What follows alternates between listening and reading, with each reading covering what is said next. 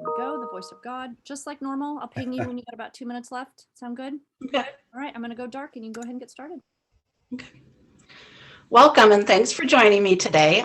Today we're talking about Smurfs and how this classic series has been reimagined for a new generation. I'm chatting with Smurfs executive producer Neela and Mark, who is the voice of Gargamel. Thanks so much for joining me. Thank you. Hi, Kim. Nice to meet you. Nice to meet you. For viewers who haven't seen this latest version of the Smurfs, what can they expect and what would you like to tell them about this series? Okay, who goes first?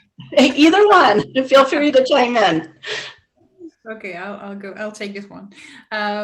It's a series that can be watched by the fans of all time, you know, but also for the kids of today. So we try to really combine both of those ingredients. So we stay true to the values of the Smurfs, which is great teamwork, friendship, always helping each other, caring for nature and things like that. But also making it really funny and really adventurous for the kids of today, because of course the rhythm has changed now, and they want things immediately and now, and they want the action to happen in an instant.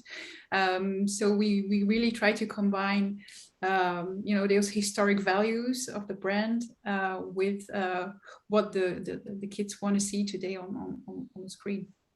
And of course, we added in a lot of layers of humor to please also, the fans, the parents, the grandparents. And we knew we succeeded in that when we read the scripts and we had a laugh. Since we're all fans, we know that it worked. For us older school viewers that grew up on it. Yeah. Now, Mark, I'm impressed that you are one of the few people that can actually put evil wizard on your resume. Can you tell me what your favorite part about playing Gargamel is? In a nutshell, because we could have a conversation like this the whole evening. But in a nutshell, what's great is that, well, I love him. He's a lovable, in fact, he's a lovable character. He's not this mega evil wizard. He's not like one-sided. When I fleshed him out, I said to myself, well, why is this guy there? What brought him in his life to be who he is today? What is this obsession he has with chasing little blue guys out in the forest? And why does he live with a cat that's more intelligent than him and he's on his own in a decrepit house? And he has this mother that seems to be overwhelming. And what is this underachiever? And as I fleshed him out, I felt sorry for him. I thought, something must have gone horribly wrong for him to be in this predicament. And so the way I play him based on that is to say, well, I think his obsession makes him evil because it's the obsession himself. And then he comes up with all these crazy ideas, and some of them don't work because they're just stupid and they backfire, as they should. And then others could actually succeed, but then he gets a little unlucky. So it's just flawed. And that brings in kind of like the whole humor. And I think you can only love him and then play him, as I say. I don't hold back on him. I think everything has to be extreme with him. He's, extremely angry. He's extremely sad. He's just all over the place. And then we have these suspended moments where all of a sudden he has a natural reaction. And in that natural reaction, it seems that's quirky. And that becomes funny, when he becomes normal. So yeah, I flipped him completely, around. But yeah, he's just one of those classic evil wizards. So it is a fun thing to do. Yeah. Well, I'm glad. Now, my own little Smurf is in school today, but he wanted to know if you have your own real life cat like Azrael or another pet to keep you out of trouble. So I know what I do have, though. I have 2 young children that are 7 and 5, which keep me alive and are a great sounding board for when I prep the series. I watch it with them and I see where they laugh and where they don't, take notes and make sure that it becomes really funny. So those are I can't say my pets because they're my children, but it's the closest thing. No, my mother has a dog and we go and see her regularly with the kids. And that's kind of like the big household pet. So yeah. But we had cats. I had cats growing up. Okay, Neela, one of the characteristics of the Smurfs is their own Smurftastic version of their language. Is there like a Smurfy dictionary or grammar guide that helps determine how to properly use Smurf in various contexts?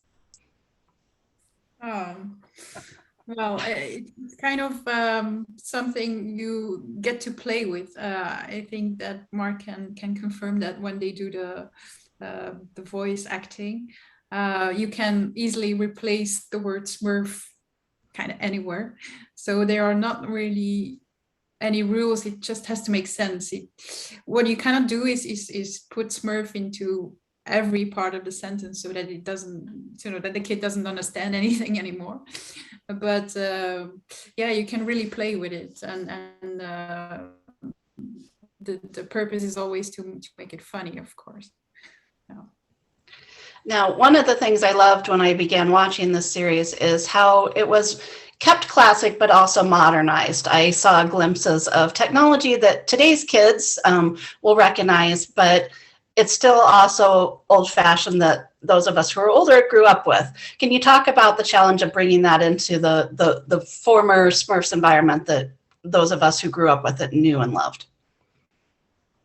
Well, Well, yeah, I mean, there's a technical side to it, obviously, and then there's the acting side. But maybe Neela can start with the technical side, because I think that would be more relevant to the question. Okay. Yeah. So we have one rule in the series that we can never introduce like modern technology. So you will never see like a PlayStation or an iPad, but we will make things that look like it, but in wood. So that, for example, or you could have like a bug that acts as a phone, or we have like this vehicle that Brainy moves around with, but it's in wood. So it looks like these modern day elements, but they have to fit into the Smurf world. And we always have to stay true to that. But we really want to incorporate them because it's part of the life of kids of today. So they can play it in that way, but it's never the actual modern tool. Yeah, I was just going to jump in, because in terms of acting, what we've done mainly is we focused on two things: is the pace, which is dramatically different from the 70s. So the slapstick format is there. But pace, we've paced it up greatly, because kids now are watching things that are so fast with edit that they can keep up with this stuff. So we can push it. And then what we've changed as well is the layers in the dialogue, or in the narrative. So you'd have, instead of having just a simple one-liner story, we'd cut it up with layers, so that kids and adults can kind of have different readings on a particular scene. So that enables us to throw jokes which would be more aimed at adults, and some that are more aimed at kids, or with catchphrases, which is very much what cartoons nowadays do. My kids watch these cartoons and they come out with these catchphrases, and I turn around and go, how did you get that? They got a joke, which is an adult joke, but they get it. So that's what we've incorporated as well. That's helped us. Well, thank you so much for taking the time to talk to me, and I'll be sharing more on Smurfs on Two Kids and a Coupon very soon. Thank you so much. Thank you. Bye-bye. Bye. Thank you.